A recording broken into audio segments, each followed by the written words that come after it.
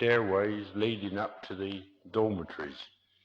The old lobby, the stairs used to protrude sort of halfway into the lobby with green and cream coloured swing doors that went straight up to the main stairs. And of course your day started up in the dormitory, didn't it? Or at least you started the boys' day up in the dormitory. Started the boys' day up in the dormitories about 7:15 every morning.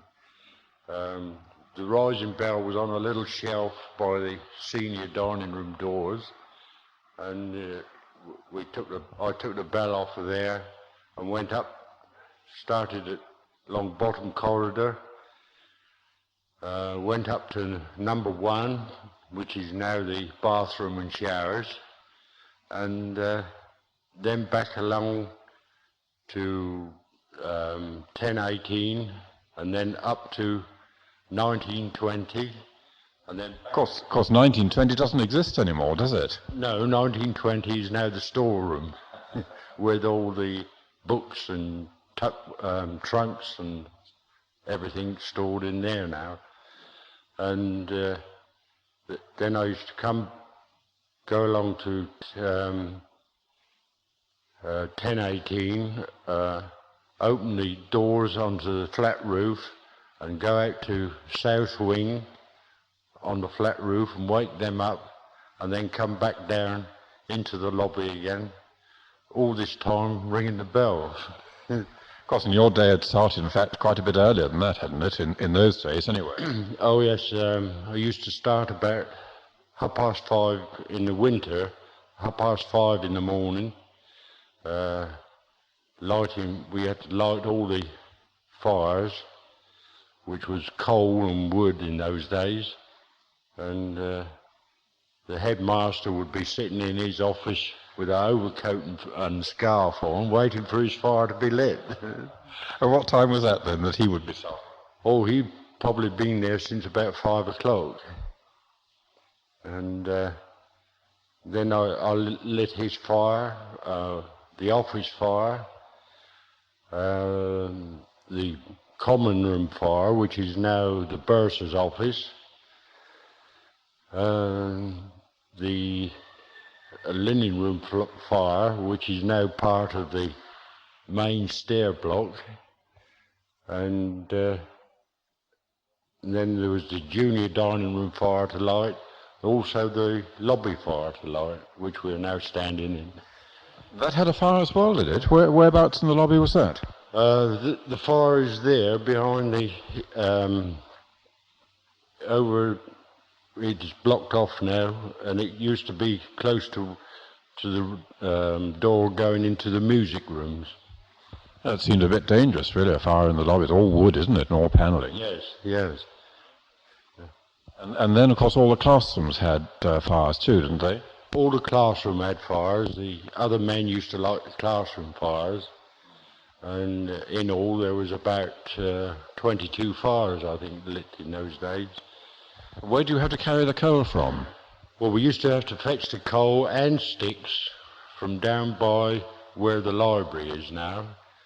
And opposite the library there used to be some old shacks there, which was fruit store, stick shed, and where we used to keep the potatoes. Of course, and then I suppose your day carried on actually in the dining hall, didn't it, once breakfast started? You were involved in the dining hall in the morning? Yes, I used to have to be in the dining room by 6:30 every morning. I used to have to sweep the lobby up and the cloisters, and then had to be in the dining room by 6:30 to get the fires and that going, and put all the stuff out ready for breakfast. Oh, you actually got the tables and food and things actually ready as well? Yes, yes. And then when the boys came in, what time was that? The boys came into breakfast at 8 o'clock, and they all sat down and grace was said before they started breakfast. No self-service at all then? No self-service, no. And what was your job actually in the dining hall then, once the meal started? Once the meal started, I was there to sort of replenish what the boys wanted. They used to hold their dishes up whether they wanted more porridge, more cornflakes, or more toques. What were toques then? Well, toques were the old-fashioned slices of bread. There used to be a machine in the kitchen which you turned by a handle, and we had these long loaves. They were about a foot long, 2 foot long, and you set a gauge on this machine, and you wind the handle, and it used to chunk the bread off, and sometimes it would miss a beat, and you'd get 2 toques in one. That must have been enormously thick. Yeah.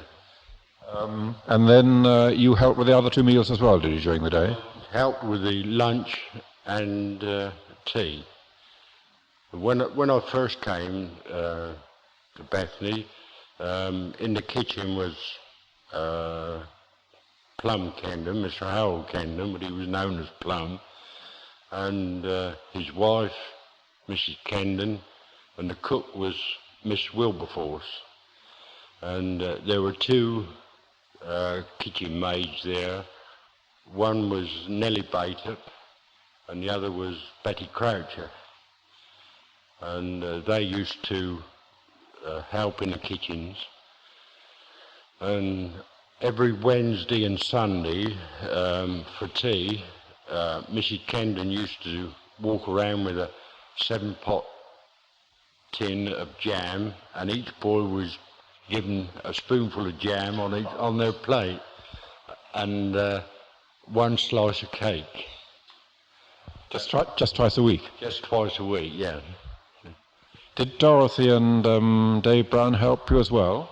No, Dorothy was still working in the laundry in those days. They still had the laundry going, and Dave Brown didn't come till later, after Mr. Tom Exel retired. So you were in fact the only one waiting at table then, really? That's right, yes. Of course, there weren't many boys to start with. There was only about, I think, 90 boarders here then. It was just after the war. And there was 2 tables, I think, in the junior dining room. Because that's very different now, isn't it, as we look at it from the lobby? Oh, yes, yeah. You've got all self-service now, and the boys have, I think they have, because I'm not in here now, the boys have, I think, about 3 choices at breakfast time. They can either have porridge or cornflakes, and then they can have either 3 sorts of main meal. They can either have boiled eggs, fried eggs, or scrambled eggs with bacon or sausage, plus 2 slices of toast. Of course, there wasn't toast in our day, was there? Oh no, there was only toast when they made it over the fire in the classrooms. But the actual dining halls look different, don't they? I mean, yes, they do. The senior dining room hasn't changed much, not as building-wise goes, but except that they've taken the little hatchway out that used to be there, and it's made into one long hatchway now. But the junior dining room is taken up, the day boys' cloakroom, the 2 music rooms, and it's been extended out into the cloister and back over into the kitchen, over into the pathway leading to the cloister. I can remember a lot of photographs in there too. Oh yes, there was around the senior dining room. There was all the photographs of the boys taking cricket, football, all round the room. in the senior dining room. Then they started in the junior dining room. Then after the extension and that was done, the pictures were removed, but I don't know where they are now. They're probably up in 1920. In the bookstore, yes.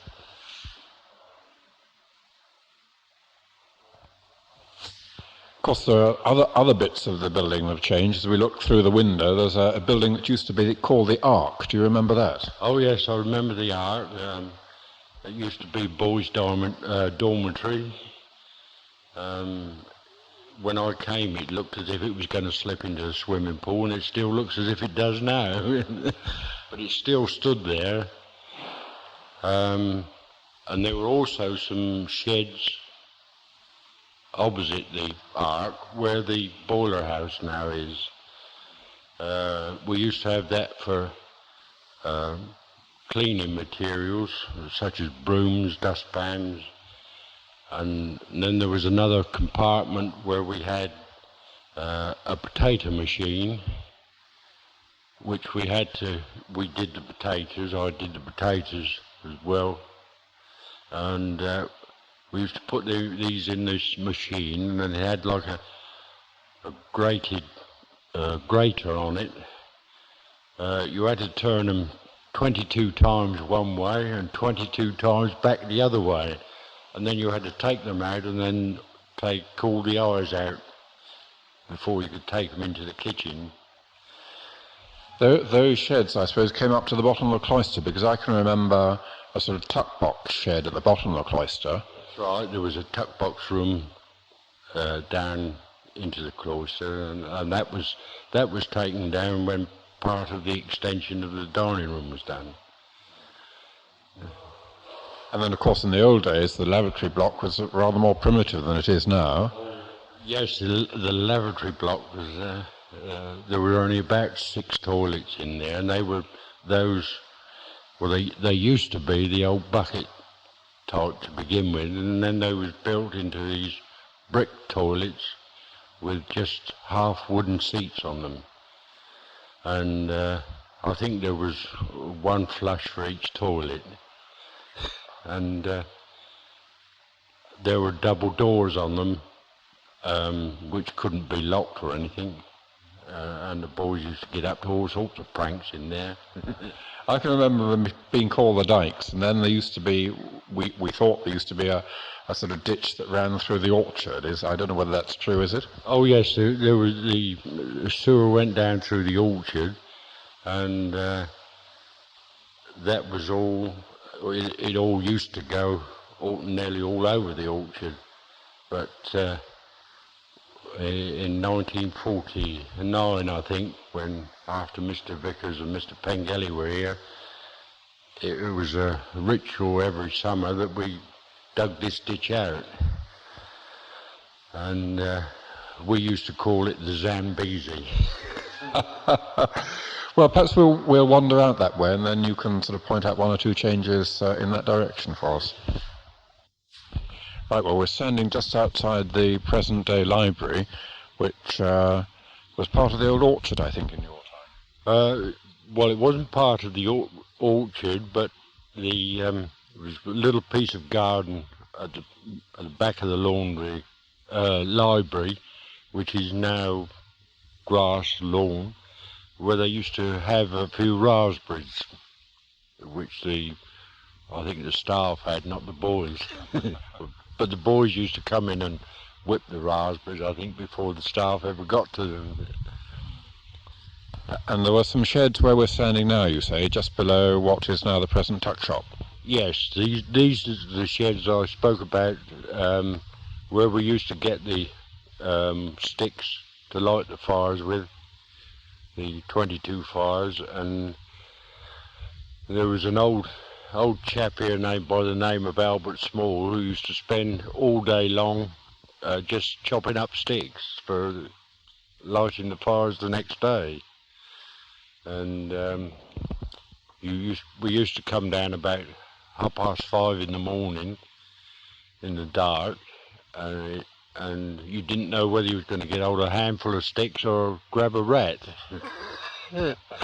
That's the Albert Small of Three Oaks, I imagine. That's the one, yes. Him and he used to live there with his old brother.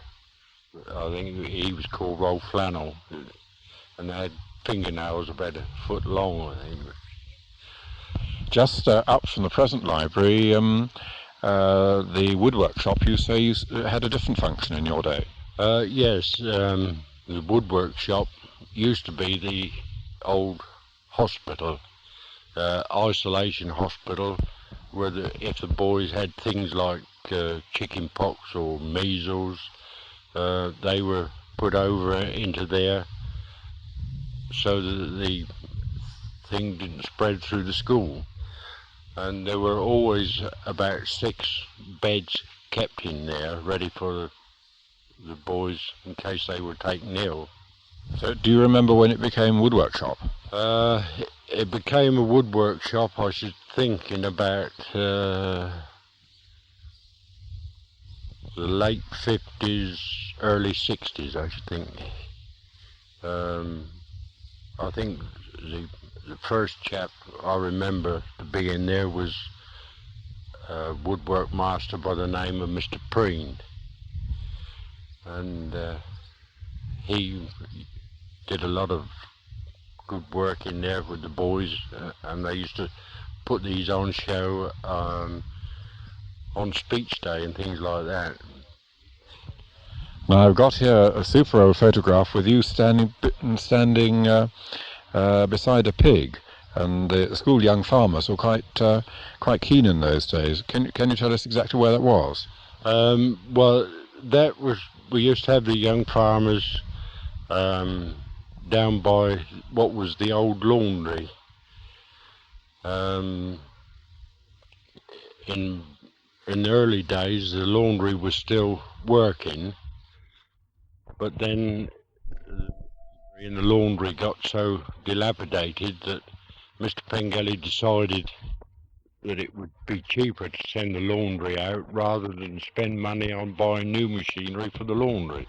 And where was the old laundry then? Well, the old laundry used to stand where now the science labs are, and both labs have taken up all the laundry ground, and behind me there used to be a big old pond there, and it was full of old laurel trees and brambles and stinging nettles and you name it, it was there. with a fence around on the swimming pool side, I seem to remember. There was a big fence ran along the top of the swimming pool. I remember when I was a boy, we used to come and watch the swimmers at swimming sports through these long spiles that used to be up in the fence. I see. I spy Dorothy through the trees there. She and her mother used to work in the laundry, I think. Yes, there was Mr. and Mrs. Caddick, Jack Caddick, he was named then, used to work there. And then when Dorothy left school at 14, she started her day's work in the laundry. And she was still in the laundry when it was disbanded, sort of thing. And when did you first meet her? Oh, I met her, well, I used to know her when I was going to school, and she always says that I was her sweetheart, and I didn't know it at that time. Was that at the little local primary school, Winchett Hill? That was at the Winchett Hill School. She was there, and then she went to Mardin School. But I continued being educated at Winchett Hill School. But you haven't spent all your life here, have you? No, I haven't. I left school and went to work on a farm, Harvey's farm, which is at Bockingfold on the way to Goudhurst, where I was getting, I think, 10 shillings a week. And then I heard of a job going at Bramfold, which was 14 shillings a week as garden, a boy to help in the gardens. And then I went to Bramfold, and then I was there for about 6 months. And then the woman who owned Bramfold had to give up, and that was sold. And then I went to Tunbridge Wells and to the Labour Exchange, and got a job at Noel Harris as hall boy. That must have been very different to farming life. Oh, it was, yes, very different. I think I had about 4 years at Noel, which was quite interesting.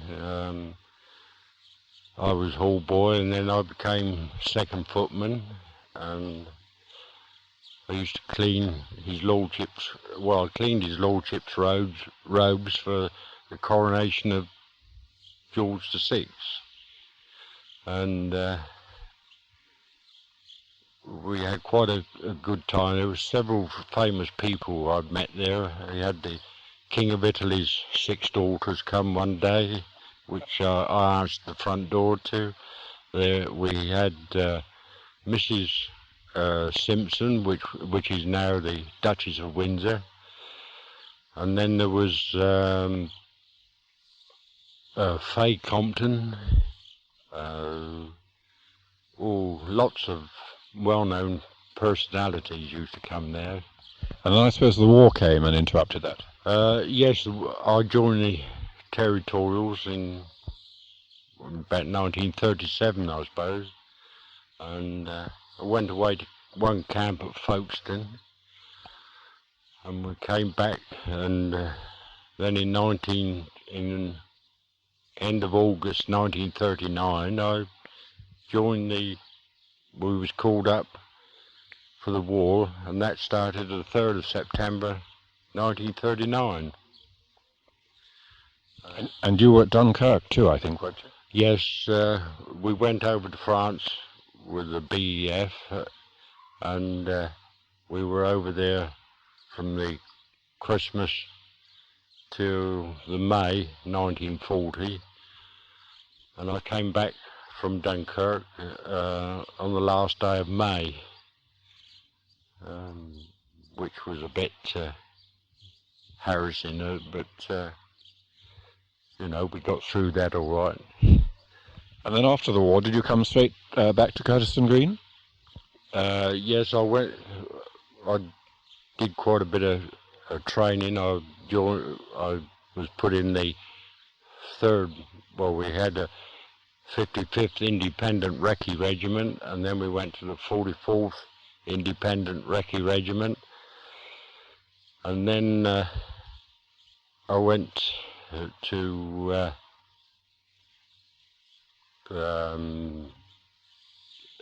D+6, and I was there after D+6 up till the war ended in 1945, and I was with the same officer that I started off with in 1939. He was Lieutenant Warner then, and I think his father came here to Bishop Warner to confirmation. That's right, yes. I can remember him certainly coming once or possibly 2 or 3 times. Yes. And then he finished up as Colonel Warner, and in charge of the 3rd Recce Regiment, which was attached to the Northumberland Fusiliers. And then we stayed in Germany till 1946. In February, we handed over the regiment to the Royal Armoured Corps, and I was demobbed at Guildford, and then I came home and had 2 months leave, and in those 2 months leave, it was then that I was approached about coming to work at Bethany. So you must have come here before Roger Vickers and Mr. Pengelly. Yes, I was here. I started here on a good day, April the 1st, 1940, Fool's Day. 1946, April Fool's Day. And I was given a month's trial, but up to 1984, I've never been told whether I've been suited or not. So who was headmaster when you arrived there, Mr. Hayward? Yes, Mr. Hayward was headmaster. Of course, Mr. Kendon died in 1945.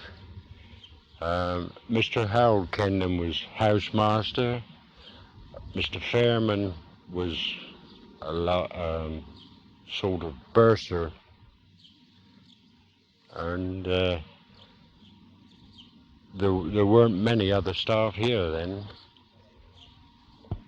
Yes. Mr. Plum Kendon lived in the bungalow next to the chapel, didn't he? No, he lived in school when I first came. And over the Firs there was another master who used to have a couple of donkeys which he kept out in the cricket field over the Firs. I think his name was Mr. Shirley. I think then he moved to Cranbrook Way. Of course, all these fields are very different, aren't they? If we walk down and have a look at the present arena, that wasn't like that in your day. Oh no, it was all rough meadow grass and trees everywhere, and there was a hedge run from the back of the tennis courts now right down to the old pond. Right across where the hall is then? No, it was lower down than the hall. The pond used to be where the cricket square is now, on the arena, and the hedge connected up with that pond.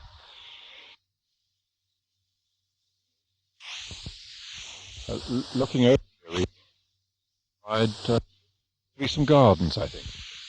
Yes, the end of where the laundry was, at the end, there used to be the rhubarb patch, and there was a fence that ran along there, and a stile, because the public footpath comes right through the hall now, and it goes down across what used to be the garden and up across Mr. Adams' field now, and come out to the top of Summer Hill. That's through Ladies' Den? Through Ladies' Den, yes. And there used to be a weather station here, I think, too, and the boys had a little weather station. Yes, that's right. They used to have that just the other side of the laundry, and then later on it was taken up into the furze meadow and put up behind the pavilion in the furze meadow. I think there was a man who started it off by the name of Mr. Hancock. And in the summer when he used to go on holiday, he used to leave me in charge of it because he wanted to record the sun and take the amount of rainfall that we had.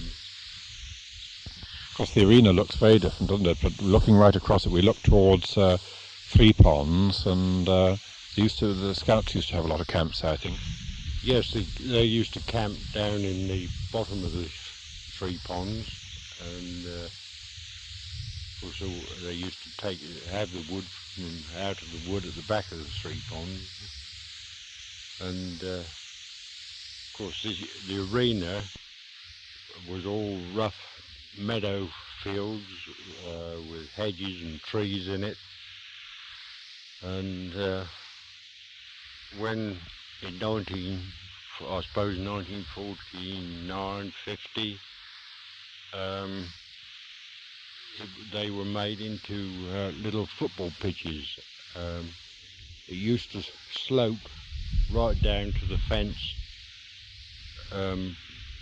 separating Ladies' Den Farm from Bethany School. How many football pitches did they get in? We used to have 8 pitches then. The first 11 was down the 3 ponds where it still is, and the second 11 used to be on one half of the slope to the left, and then the other little pitches were taken this side of the pond up to the hall. And of course, below the hall there used to be a running track as well, didn't there? Yes, the running track used to be on the field running down to the fence where now the 7 acres is, and this side of the 7 acres was we used to have to mark out for the sports running track. I think we could only get about 220 yards in there, and I remember one sports day, the bursar, Mr. Vickers, we hadn't even got a marker to mark it out with, so he borrowed his mother's tennis marker and came up one morning at 5 o'clock and just managed to get the sports field marked out by the time they wanted the sports. And where the tennis courts are now, there used to be a little pavilion, I think. Yes, that was the second 11 cricket pavilion. They used to play cricket on here, and there was, I think, about 1968 or something like that, Mr. Bill Cheeseman did a cricket square out here, and I think it was opened by Dennis Compton or somebody like that who came and opened it. So do you remember the assembly hall being built? Yes, I remember the assembly hall being built. That was the first boom to Bethany, I think, because as far as we was concerned, on speech days, which was in November in those days, Mr. Vickers and I used to have to trundle up to Goudhurst Hall in the old school car, which was, I think it was an Austin then, and Harry Page built a trailer, and we used to put all the cups and shields in the trailer and traipse everything up to the hall ready for speech day. And then when it was all over, of course it was dark, we had to bring it all back again. And we used to get finished about 7 or 8 o'clock in the evening then. And that all finished in, what, 1957, I suppose, with the new hall? Yeah, that finished then, and, you know, it was great not to have to go up there and take all the stuff up there. And the railway block next to the hall, that's changed a bit too, hasn't it, in your time? The building hasn't changed, but the things inside have changed. They got a classroom at the end now, and the middle block used to be a gym where Sarge Humphrey used to take his boys for gym. There used to be a big ring in the ceiling, and it was concrete floor, and all they had was a mat on the floor, and they used to do all their gym in the middle block, which is now, I think, the sports master's